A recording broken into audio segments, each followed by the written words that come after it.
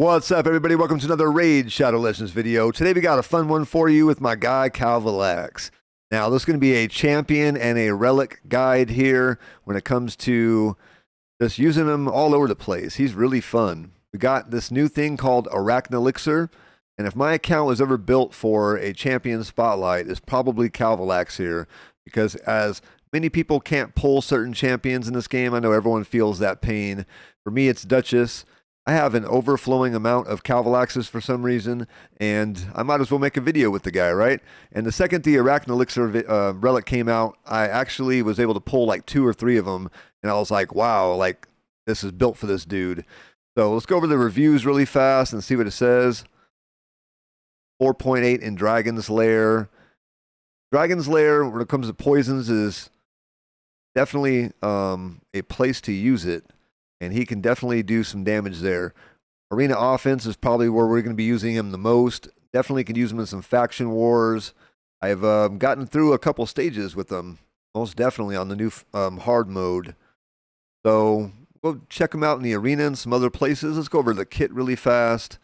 One of the most important and unique aspects of a Kalvalax is his passive ability here when it comes to placing his poisons. Pestilence, 1 turn cooldown, places 4 5% poison debuffs on all enemies for 2 turns at the start of each round. Has a 50% chance of placing a 5% poison debuff on all enemies for 1 turn at the start of each turn. Whenever an enemy places a poison debuff on his champion, instantly removes it and replaces it with a 15% continuous heal buff for 2 turns instead. Unfortunately, the way that one reads is like he gets poisoned and then it replaces it with continuous heals, but it'll only work for 1 poison. Let's say like another Kalvalax hit him with 4 poisons. It'll flip 1, and that's about it. So it sounds way better than it is in practice, but still a very cool ability. The 4 poisons and the 1 per additional each turn is definitely devastating the arena, especially when it comes to the Elixir relic. Day 3, Storm of Vitriol is an enemy max HP damage ability. Attacks all enemies, 4 turn cooldown. Damage increases according to the number of poison debuffs on each target. The more poisons, the more damage it does. You do need like 10 poisons to get like a decent hit.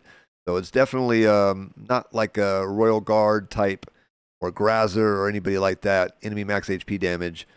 The A2, Corruption Locust, 3 turn cooldown. Attacks 1 enemy, places an extra hit for each poison debuff on the target, up to 3 extra hits. So it can't hit 4 times, go bam, bam, bam, bam. The A1, Oozing Greatsword. This one's pretty cool because it actually increases the duration. Attacks 1 enemy, has a 40% chance of increasing the duration of all poison debuffs on the target by 1 turn. Heals his champion by 2.5% of their max HP for each poison debuff on the target. And that goes up to 55% when booked up. He's very deadly with the poisons for sure. He does have an aura as well, increases ally speed in all battles by 19%. Now when we're going over the Kalvalax, I'll go take you to show you what I have on my account. Alright, when it comes to the Kalvalaxes in this video, I'm going to be using 2 different Kalvalaxes. So we have the first Kalvalax would be a typical Kalvalax that most people would have. Level 60, 2-star relic is equipped, and he's not even got all of his gear leveled up to level 16. Then for the second part, I'm going to be showing you guys a super beefy Kalvalax over here, and kind of showing you what a +4 version of that guy maxed out, or even just 2 of these dudes together can actually do. It's going to be very deadly, devastating. You're not going to want to miss that.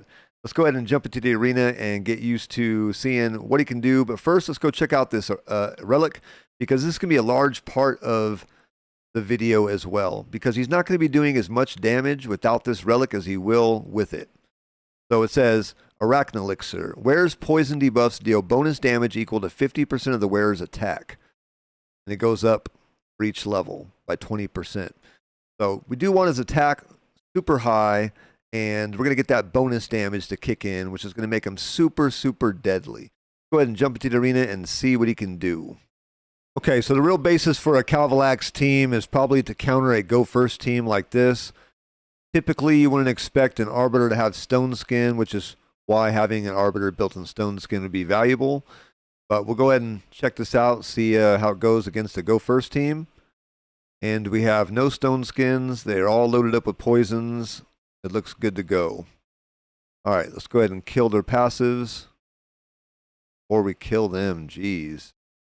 All right, so we can just let the poisons tick off and finish them off. We can get that far. All right, they're too slow. All right, but again, Kalvalax with the majority of the damage there. They all pretty much would have died without no Trunda damage or Ramontu or anybody else. Okay, this is a great example of what you can do with a Kalvalax team. Wiping out a go-first team, whether they go first or not, is irrelevant. As long as they take a turn, Kalvalax's poisons tick off. I mean, they're going to die. And these Arbiter teams, like with these attack-based nukers, are generally pretty weak. So they die really easy to these poisons. Any team you expect to go first is probably going to be a good counter to, but a team like this might have some stone skins. We'll see. Now, if you had someone like Hegemon, he could also be useful to clear off stone skins, but it's not going to help with Kalvalax. All right, let's go ahead and use the A3 and see what it can do.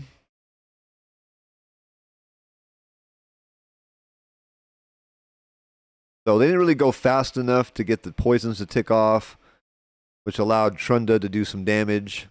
We'll go ahead and find a faster team for the next one. All right, so we got another go first team here.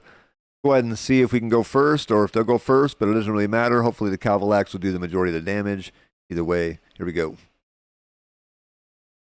All right, so we got all 4 poisons on. Let's go ahead and get the increased attack.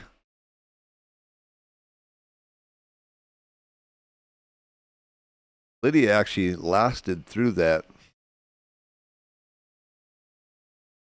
All right, so the other 3 dropped. Lydia actually tanked it. But Kalvalax doing the majority of the damage there. Pretty nice. That seems pretty easy, pretty fast.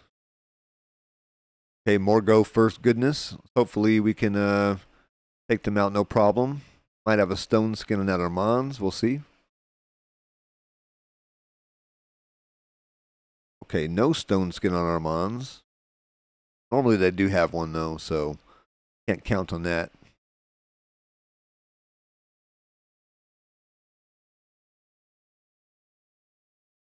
The one cool thing about Kalvalax is he'll just keep applying poisons too. If you keep giving him turns, he'll just keep putting him more poisons, more poisons. So even if they do last and sustain through like a hit or two, they're not going to last for very long. Okay, something a little different for this fight. We brought in Tormund, just in case we can get some freezes going off. All right, we do have 1 stone skin there, though. All right, all 3 are dead, minus the Tormund. Okay, let's see if we can knock off that stone skin. Nice. See if we can do a freeze on him. Go ahead and do the weaken. All right, just revive Kalvalax.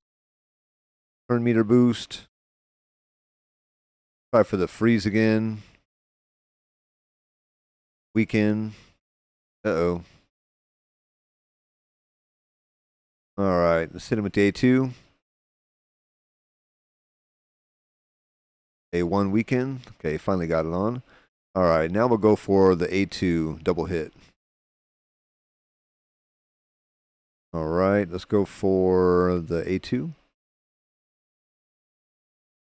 A3. A1. And we're done. A little bit longer because we had to go through that stone skin, but we did have like a go first team here get pounded a little bit and survive through that. So I'm glad they sustained. Kalvalax did die one time, but that's okay. He was brought back pretty easy. Foreman, he has died twice, so damage is a little bit inflated. All right, just for fun, let's go ahead and bring in our +4 Kalvalax and hit him with the double.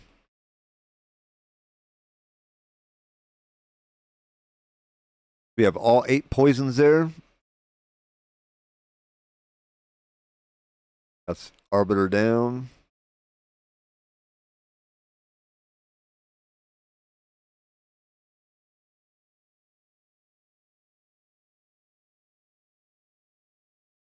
Okay, +4 Kalvalax going first with the poisons, doing the majority of the damage.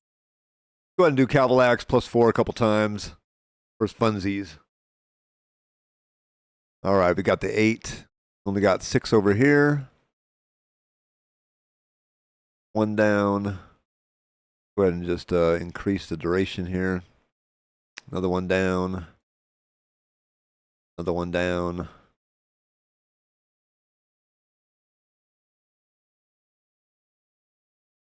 And another 1 down. So +4 Kalvalax doing the majority of the damage, but still there is some overlap with the other Kalvalax doing some damage, so he's not completely killing everybody by himself. Let's see if we can actually take out a Hegemon before the Hegemon can actually do his move. Here we go. All right, double poisons on Hegemon. He's out of here. All right, Arbiter's out of here. Let's go ahead and hit the Ethos. Hit the Yakarl. And speed boost. Heal. And Yakarl's out of here.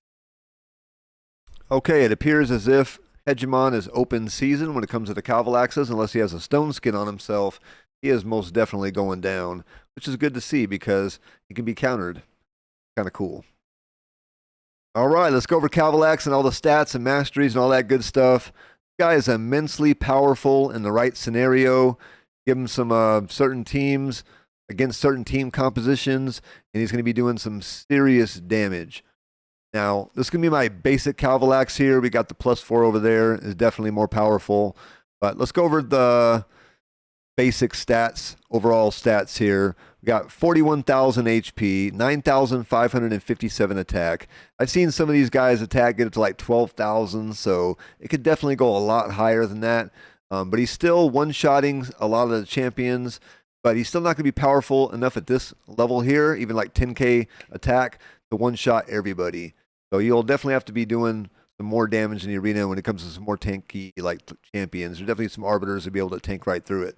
We have 2,600 defense, 192 speed, 52% crit rate. Didn't build him for no crit really. 127% crit damage, 215 resistance, and 514 accuracy.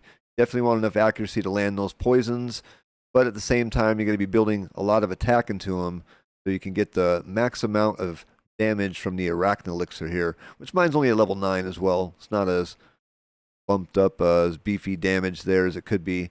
Now the stats for the gear, we have a lot of attack percentage, a lot of accuracy, some random stats for some of the other stuff. Speed really wasn't that important. He does come around if he gets a turn. He can place more poison, and then he also can extend the poison duration with the A1.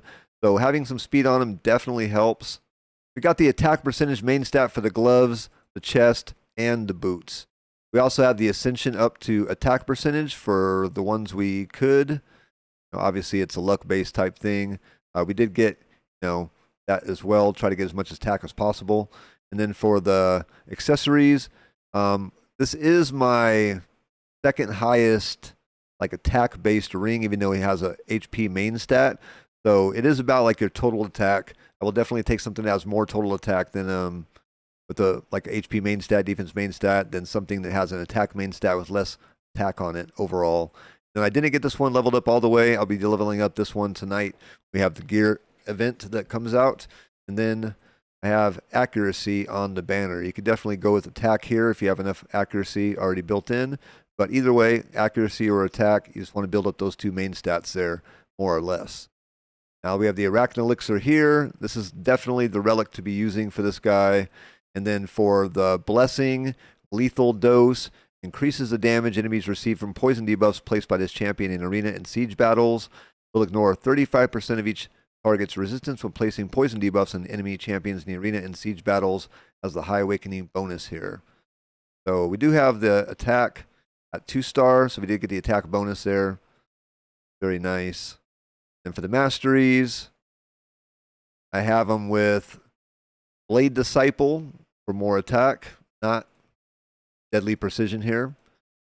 Do have Keen Strike, Heart of Glory, I do have life drinker just in case he has to hit somebody afterwards. Try to stay alive a little bit. Bring it down and kill streak. Then for the support side, more accuracy, more accuracy, more accuracy. Give me some more turn meter, a little bit more stats, accuracy. You have something like the cruel set, you can get some more attack.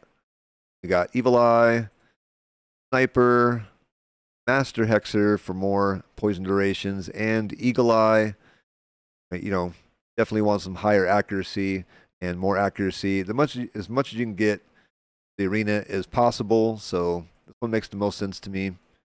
Now for the other Kalvalax, go over him.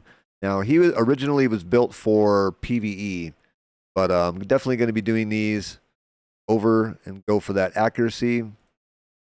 In here, we'll be taking Blade Disciple.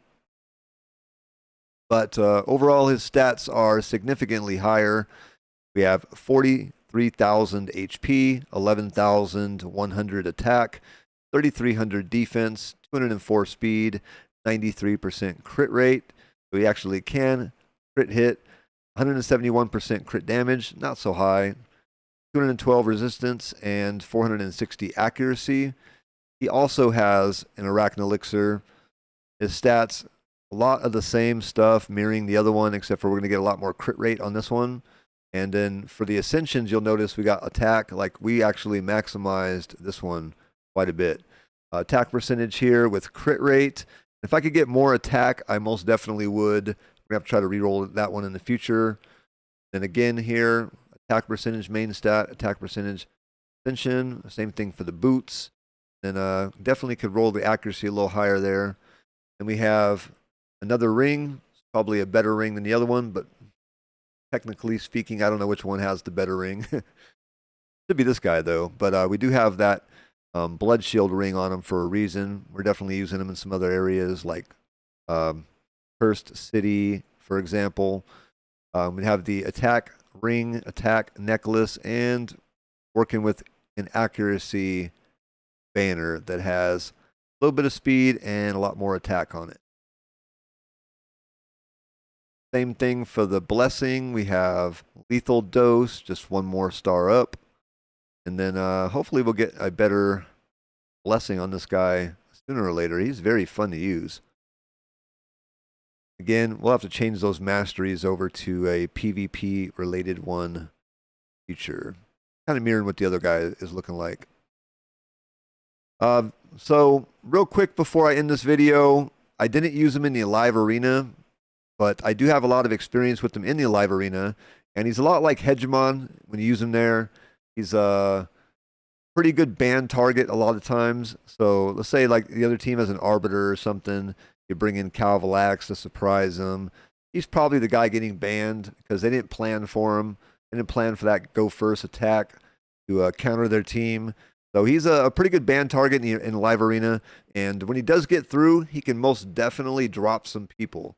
So he is pretty deadly if they do allow him to get through. I've had him drop me before, and I've dropped him on some other people, and they most definitely were surprised by the outcome.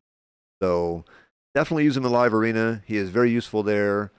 Hopefully you guys enjoyed the video. If you guys did, please like, comment, and subscribe. This is finally got my Kalvalax video out there. Guys, take it easy. Have a great day. Peace.